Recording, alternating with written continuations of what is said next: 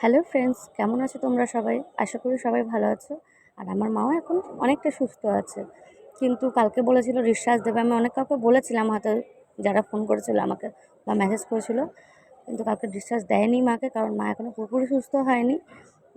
যেখানে আর কি সেলাই পড়েছে, তো ওখান থেকে বললো জল বেরোচ্ছে না কিছু একটা, তো ওটার জন্য বললো এখন ছুটি দেবে না, 2-3 দিন টাইম লাগবে আরও। তো আমি বললাম যে 2-3 দিন যখন টাইম লাগবে, আবার বাড়িতে নিয়ে যেতে হবে মাকে, আবার নিয়ে আসতে হবে। তো আমি বললাম সেলাইটা কাটিয়ে একবার এখন আমি নিয়ে যাব। এতদিন হয়ে গেল, মা তো স্নান করেনি। সে একদিন মাঝে না গা হাত পা মুছে দিয়েছিলাম, আর কালকে ভেবেছিলাম যে তো বাড়িতে মাকে নিয়ে চলে যাব, নিয়ে তো যাওয়া হলো না কালকে। আগের দিন সব আমি জিনিস নিয়ে চলে গেছিলাম বাড়ি, তো কিছু ছিল না। তো কালকে মাকে না, হ্যাঁ, গা হাত পা মুছে দিতে পারিনি। আর আমারও শরীরটা ভালো ছিল না, কালকে বাড়ি গেছি সন্ধ্যাবেলা। আমি বলেছিলাম যে চলে আসবো, কিন্তু আমি সন্ধ্যাবেলায় এসেছি, আসতে পারিনি তাড়াতাড়ি, একটু রেস্ট নিয়ে এসেছিলাম। তো আজকে সকালবেলাতে গা হাত পা মুছিয়ে দিচ্ছি মায়ের। আমি যে মুছিয়ে দিই, মাথাটা ধুয়ে দিলাম, ধুয়ে আমি বললাম মা নাইটিটা তোমার চেঞ্জ করে দিই। আমি চেঞ্জ করে দিই।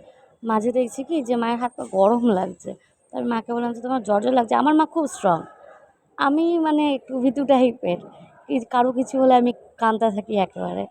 তো বলছে যে না আমার কিছু হয়নি, আমি ঠিক আছি একদম।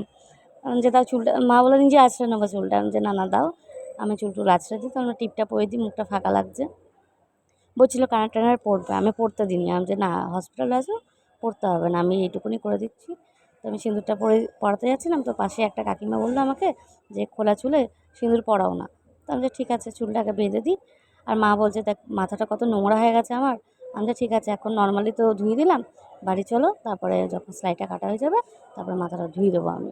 তো সিঁদুরটা পরিয়ে দিলাম মাকে। সিঁদুরটা খুঁজে পাচ্ছিলাম না, পরিয়ে দিলাম। তারপর আবার মায়ের চুলটা একটু আঁচড়া দিই, উজাল হয়ে গেছিলো, খোপা করে দিয়েছিলাম বলে। আমি চুলটা আঁচড়া দিচ্ছি, এবার তুমি বসো। বললো যে ঠিক আছে। তারপরে তো জল খাবার দিলাম মাকে, এমনিতে তো এখন কিছু খেতে পারছে না। হ্যাঁ, মুড়ি দিলাম।